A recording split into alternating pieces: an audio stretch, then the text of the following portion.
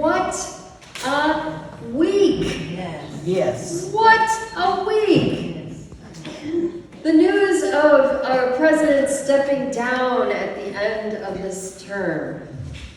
The news of our vice president stepping up to be nominated for president. A woman born of a black father and South Asian mother.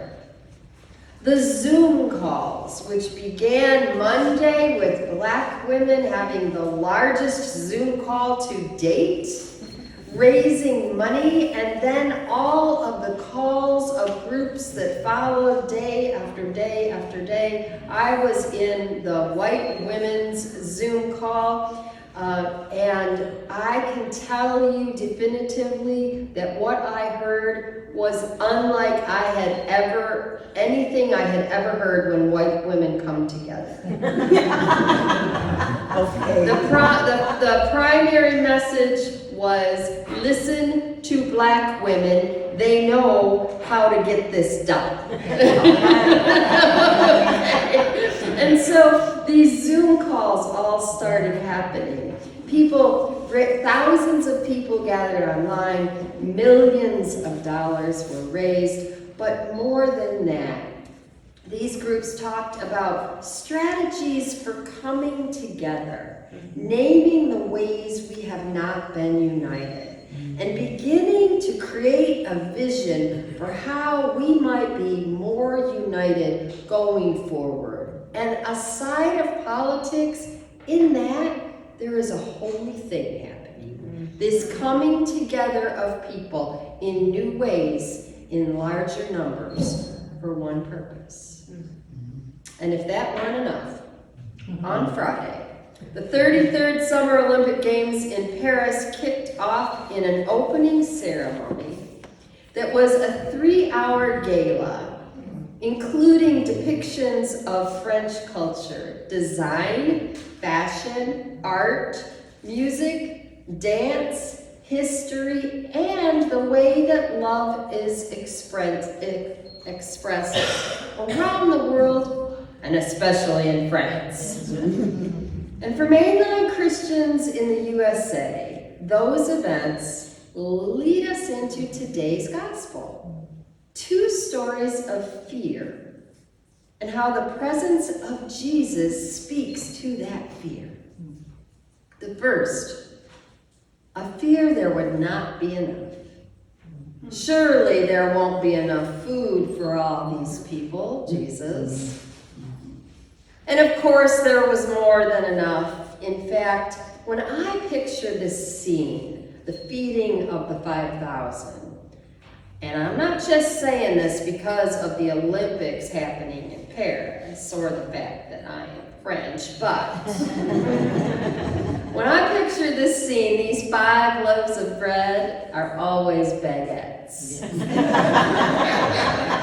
Did you know that in May of this year, the French surpassed the Italians in making the longest baguette?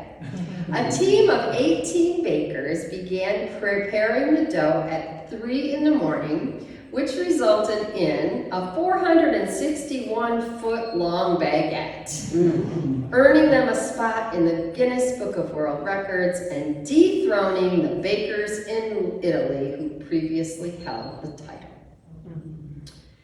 And while we don't really know the recipe for the bread that fed thousands in today's gospel or the shape, we do know there was enough that after all had eaten, the disciples picked up 12 baskets of bread fragments, seemingly enough to feed even more should they show up.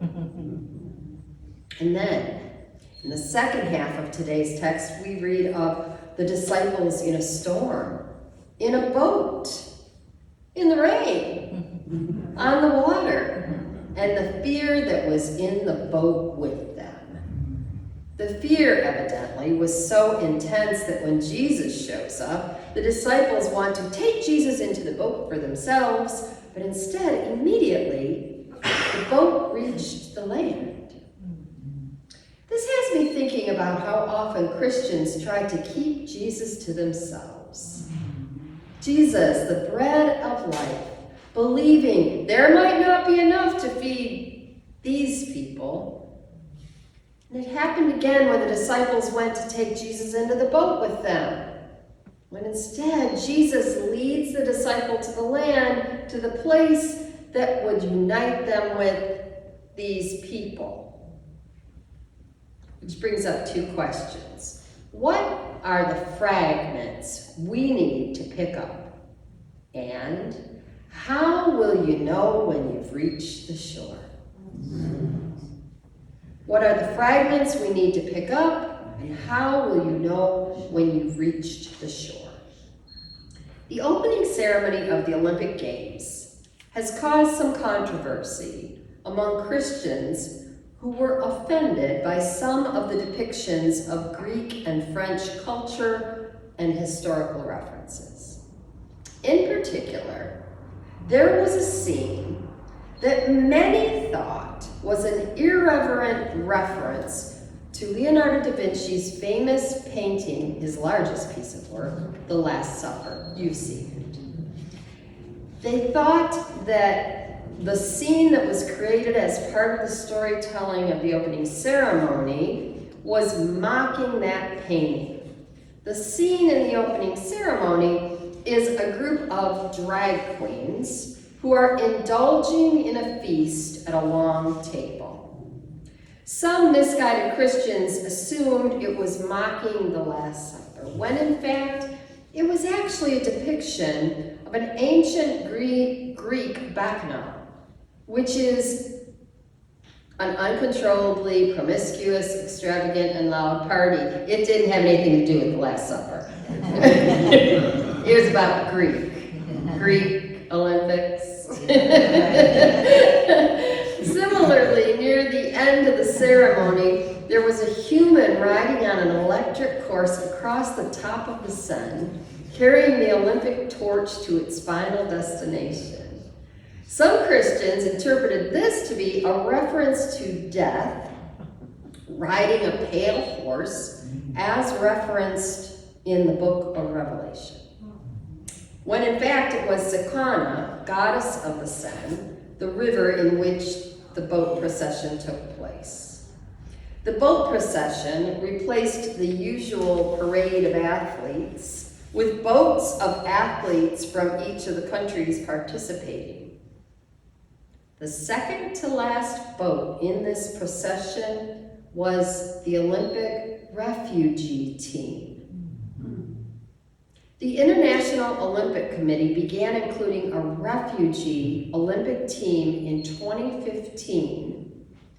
They are included to send a signal about what an enrichment refugees are for the Olympic community and for society at large. One member of the committee said, "Watching them compete is a great moment for all of us, and we hope everyone will join. The athletes are welcome in our Olympic community, among their fellow athletes, competing with them, but also living with them together under one roof. Refugees. Glory." So when I think of the fragments that need to be gathered, I think of fragments that are people. Drag queens who some Christians think do not deserve a place at the table. Refugees whose lack of housing had them sitting on the sidelines for decades before finally being invited to the table of the Olympics 9 years ago. And it doesn't stop there. We need to gather the fragments of people who live in fear of getting sick because they have inadequate health insurance, and fragments of people who cannot afford housing and are now in some places restricted by law from sleeping outside. We need to gather the fragments of congregations who are overwhelmed post-pandemic with how to continue being the church when the expenses of the building in which they gather are more than they can afford. We need to gather the fragments of children who get to school hungry and go to bed thirsty for a form of love known as listening. And when I ask myself, how will I know when we have reached the shore? I think about the moments when Christians see the world not through the eyes of Christianity, but through the eyes of love. When I see people saying out loud on 1,000 people Zoom calls, I let you down and I will do better. When I see people appreciating avant-garde art and not focusing on one part of it that is not to their liking. When I see people cheering and dancing in the rain at a boat parade that includes a team of refugees. Then I think we are getting nearer the shore. Perhaps the storm is being stilled in a way we could not anticipate, and now we cannot deny. Celine Dion closed the opening ceremony for the Olympics in Paris on Friday. It would have been enough to hear her sing a French ballad with the power and poise that defines her. But there is much more to the significance of her closing the Olympics with her voice. Dion had been absent from the stage since 2020, when the coronavirus forced the postponement of her tour, moved it to 2022. That tour was eventually suspended in the wake of her being diagnosed with stiff person syndrome, a rare neurological disorder that causes rigid muscles and painful muscle spasms, which were affecting her ability to walk and sing. Since then, and in order to return full voice to sing at the Olympics, she has required therapy physically, mentally, emotionally, and vocally. The song she sang was Edith Piaf's Hymne à l'amour. Piaf wrote it about the love of her life, boxer Marcel Cerdan. It is a beloved love song to the French. Cerdan died soon after she wrote the song in a plane crash. The last line of this song that had such profound meaning to Piaf, who wrote it, and to Dion, who sang it, and to all of those, myself included, who heard her perform it Friday. The last line is, Dieu renoue ce qui s'aime, which means, God unites those who love. God unites those who love was the note that closed the opening ceremony of the Worldwide Olympics. God unites those who love. Maybe that's why Jesus always, without exception, calls his followers to love. Because love unites. And people united is a beautiful, healing thing. When people are united, fear is diluted.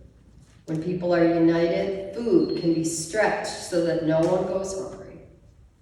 When people are united, there is a sense of at last reaching the shore and the storm being calmed. It looks like the kind of hope that can best be felt by those who are living in despair. And the good news today is that we too are the fragments being gathered.